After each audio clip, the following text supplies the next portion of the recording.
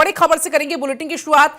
केजरीवाल की याचिका पर सुप्रीम कोर्ट में सुनवाई जारी है। आपको बता दें कि सुप्रीम कोर्ट में सीबीआई गिरफ्तारी को चुनौती दी गई है। ईडी केस में केजरीवाल को मिल चुकी है पहले ही जमानत।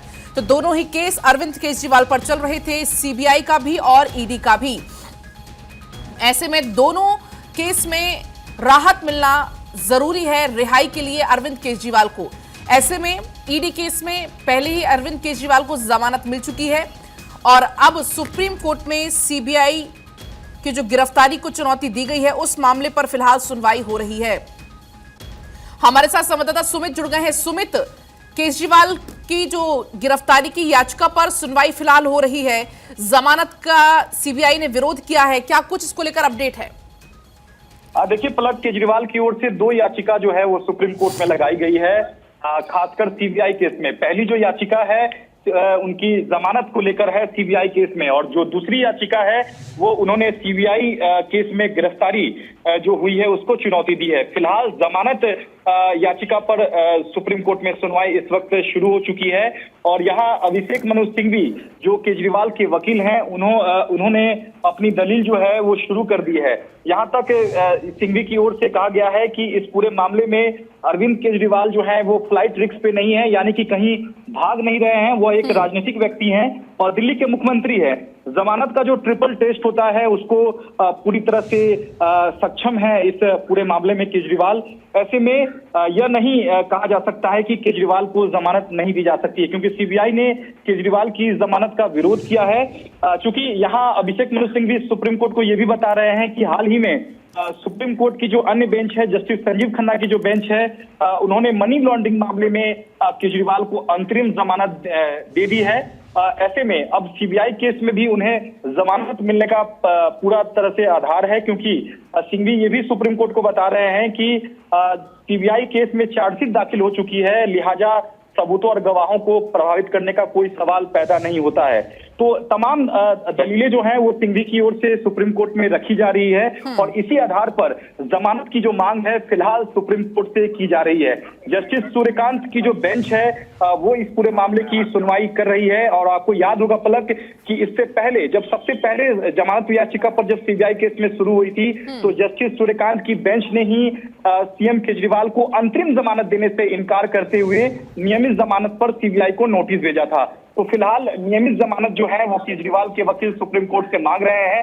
देखना होगा कि क्या सीबीआई केस में सीएम केजरीवाल को जमानत आज मिल पाती है। मान लिया जाए कि अरविंद केजरीवाल को राहत मिल जाएगी, अरविंद केजरीवाल बाहर आ जाएंगे जेल से, क्योंकि ईडी केस में पहले ही उनको राहत मिल चुकी है, पहले ही जमानत मिल चुकी है।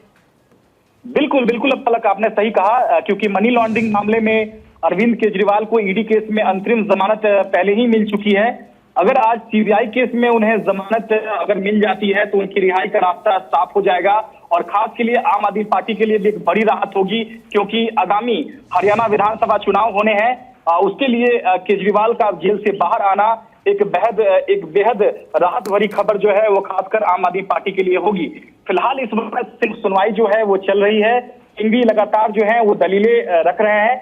सिंघवी की दलील कंप्लीट होने के बाद सीबीआई के जो वकील हैं additional solicitor general S V Raju, वो अपनी दलीलें जो हैं वो शुरू करेंगे और सीबीआई का पक्ष रखेंगे, क्योंकि सीबीआई ने जो इससे पहले जवाब दाखिल किया है उसमें सीधे तौर पर जमानत का विरोध किया है और यहां तक कहा है सुप्रीम कोर्ट से कि अगर सीएम केजरीवाल जेल से बाहर आएंगे तो ट्रायल को प्रभावित कर सकते हैं, लिहाजा उनकी जमानत याचिका खारिज की जाए। तो ऐसे में देखना होगा कि मनी लॉन्ड्रिंग मामले में ईडी केस में जब अंतरिम जमानत केजरीवाल को मिल चुकी है तो क्या सीबीआई केस में भी आज सुप्रीम कोर्ट उन्हें जमानत दे देगा या नहीं, इस पर तस्वीर जो है वो सुमित कितना इंतजार करना होगा, सुनवाई कब तक ये खत्म होने वाली है? देखिए फिलहाल अभी केजरीवाल के पक्ष को सुप्रीम कोर्ट सुन रहा है। ये कितनी देर तक चलती है इस पर बहुत कुछ निर्भर करता है कि और सुनवाई कितनी देर चलेगी। केजरीवाल का पक्ष खत्म होने के बाद ईडी माफ कीजिएगा सीबीआई अपना जो पक्ष है वो रखेगी। सीबीआई के जो वकील हैं वो भी कोर्ट रूम में मौजूद हैं। Additional solicitor general S V Raju जो है वो पक्ष रखेंगे।